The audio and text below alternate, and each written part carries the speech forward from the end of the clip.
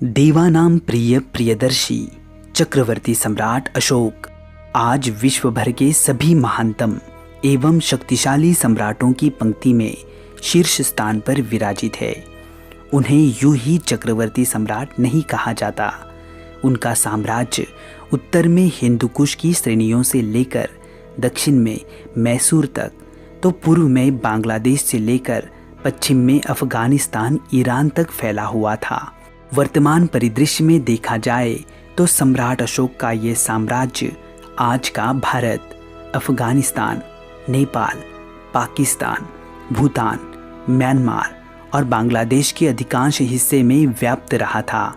उस समय से लेकर आज तक ये किसी भी भारतीय राजा का सबसे बड़ा साम्राज्य रहा है।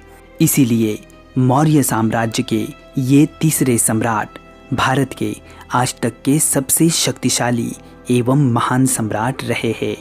इतने विशाल साम्राज्य को कुशलता से संभालने वाले सम्राट अशोक अपने कार्यक्षम प्रशासन के साथ साथ बौद्ध धर्म के वैश्विक प्रचार प्रसार के लिए भी दुनिया भर में प्रसिद्ध रहे। इसीलिए बौद्ध धर्म के इतिहास में गौतम बुद्ध के पश्चात सम्राट अशोक का स्थान बेहद ही महत्वपूर्ण माना जाता है। अपने शुरुआती जीवन में चंड अशोक के नाम से कुख्यात सम्राट अशोक अंत में धम्म की राह पर चलकर देवानाम प्रिय अशोक बने। सत्य, अहिंसा, प्रेम, करुणा और सहिष्णुता, इन मूल्यों को विश्व भर में प्रसारित करने वाले सम्राट अशोक के क्रूरता से करुणा तक के सफ़र को आज हम इस वीडियो के माध्यम से विस्तार से समझने की कोशिश करेंगे। तो आओ दोस्तों, शुरू करते हैं आज का ये वीडियो।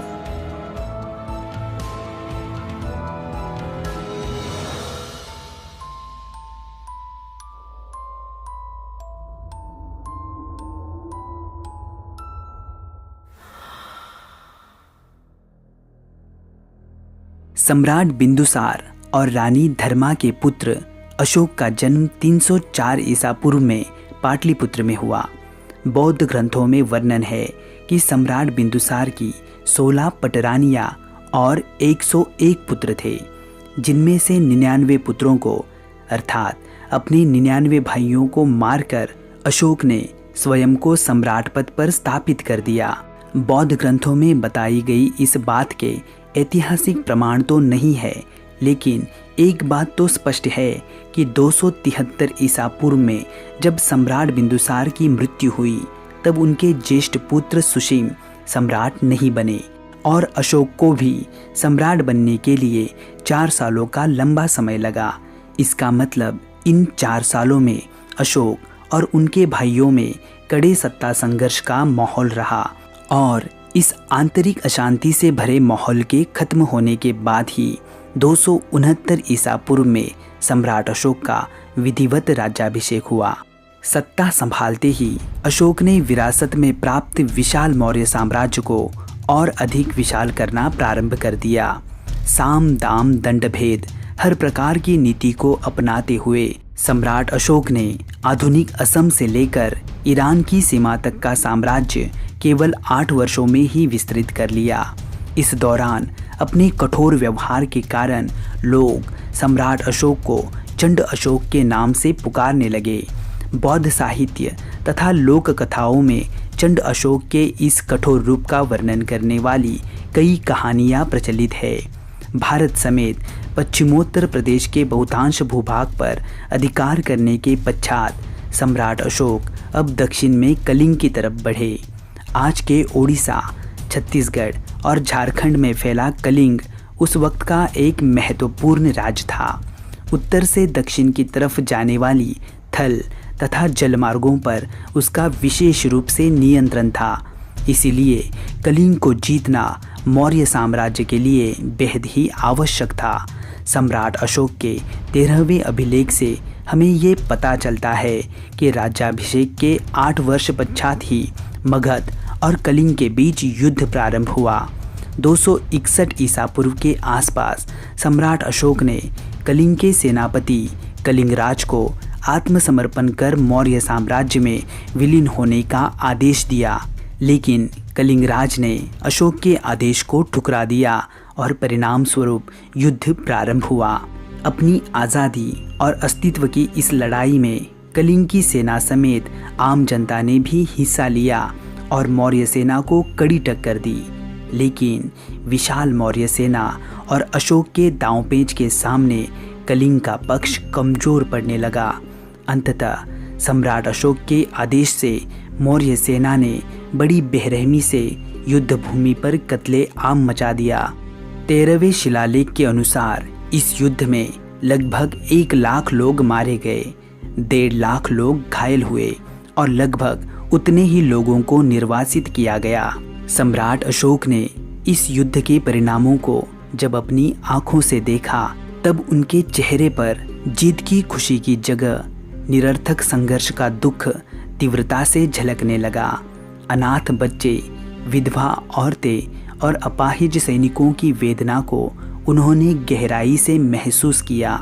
अपने किए पर उन्हें इतना पश्चाताप हुआ कि उन्होंने युद्ध क्रियाओं को सदा के लिए बंद कर देने का निश्चय कर लिया और कलिंग का युद्ध सम्राट अशोक के जीवन का अंतिम युद्ध साबित हुआ।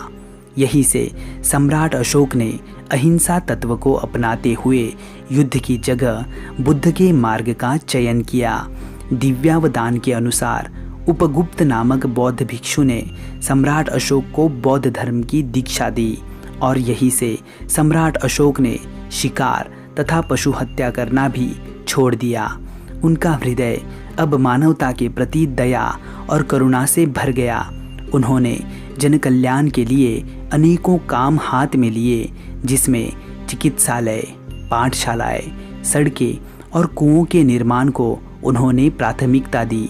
इसी के साथ सभी संप्रदायों के सन्यासियों को भी उन्होंने खुलकर दान दिए। अशोक के शासनकाल में ही पाटलिपुत्र में तृतीय बौद्ध संगीति का आयोजन किया गया। मोगली पुत्ततीस की अध्यक्षता में आयोजित इस बौद्ध संगीति में अभिधम्म पिटक नामक त्रिपिटक ग्रंथ की रचना हुई और बौद्ध धर्म के वैश्विक प्रचार के लिए बौद्ध भिक्षुओं को विभिन्न देशों में भेजा गया, जिनमें अशोक के पुत्र महेंद्र एवं पुत्री संघमित्रा भी सम्मिलित थे। महेंद्र ने श्रीलंका के राजा तिस्स को बौद्ध धर्म की दीक्षा दी और बौद्ध धर्म श्रीलंका का राजधर्म बन गया। स्वयं सम्राट अशोक ने भी धर्म यात्राओं के माध्यम से धम्म का प्रचार किया। उन्होंने अपने अभिषेक के 10वें वर्ष बौद्ध गया की यात्रा की तो अपने अभिषेक के 20वें वर्ष लुम्बिनी ग्राम की यात्रा की। इसी के साथ विभिन्न धार्मिक संप्रदायों के बीच बढ़ रहे द्वेष भाव को मिटाकर धर्म की एकता स्थापित करने के लिए उन्होंने अपने अभिषेक के 13वें वर्ष धर्म महापात्र नामक पदाधिकारियों का एक वर्ग बनाया। बौद्ध धर्म के प्रचार प्रसार के क्रम में सम्राट अशोक ने आगे अनेकों शिलाभिलेखों को उत्कीर्ण करवाया, जिनके माध्यम से सम्राट अशोक ने अपने अत्यंत मानवीय विचारों को तथा जीवन के आदर्शों को विश्व भर में पहुंचाने का कार्य किया। उन्होंने अपने 37 वर्ष के शासनकाल में लगभग 40 अभिलेखों का निर्माण करवाया, जिन्हें ब्राह्मी, खरोष्टी तथा आर्मेयिक ग्रीक लिपियों में लिपिबद्ध किया गया है। शिला, स्तंभ तथा गुफाओं में प्राप्त होने वाले इन अभिलेखों में सम्राट अशोक ने अपने आप को प्रियदर्शी और देवानाम प्रिय की उपाधि से संबोधित किया है। आधुनिक बांग्लादेश, भारत, अफगानिस्तान, पाकिस्तान और नेपाल में जगह जगह पर मिलने वाले इन अभिलेखों को शिलालेख, स्तंभालेख और गुहालेख ऐसे 3 भागों में विभाजित किया जाता है। आज हमें सम्राट अशोक के बारे में जितनी भी प्रमाणित जानकारी प्राप्त होती है, उसमें इन अभिलेखों की भूमिका बेहद ही महत्वपूर्ण है। अहिंसा, शांति तथा लोक कल्याणकारी नीतियों के अतुलनीय सम्राट अशोक ने लगभग 37 वर्षों तक शासन किया और फिर 232 ईसा पूर्व में उनकी मृत्यु हुई। आज उनके मृत्यु के 2300 साल पश्चात भी हम उनकी महानता का सदैव स्मरण करते हैं। भारत की राजमुद्रा और राष्ट्रध्वज के मध्य में स्थित चक्र सम्राट अशोक के सारनाथ स्तंभ से ही लिए गए हैं। तो दोस्तों, आपको ये जानकारी कैसी लगी आप हमें कमेंट बॉक्स में ज़रूर बताइए। वीडियो को लाइक करके अपने दोस्तों में शेयर कीजिए और चैनल को सब्सक्राइब करके बेल आइकन को ऑल नोटिफिकेशंस पर सेट कीजिए ताकि हमारे अगली वीडियो की नोटिफिकेशंस आपको तुरंत प्राप्त हो। तो चलो दोस्तों, मिलते हैं अगली किसी वीडियो में। तब तक के लिए आप अपना ख्याल रखना। जय हिंद।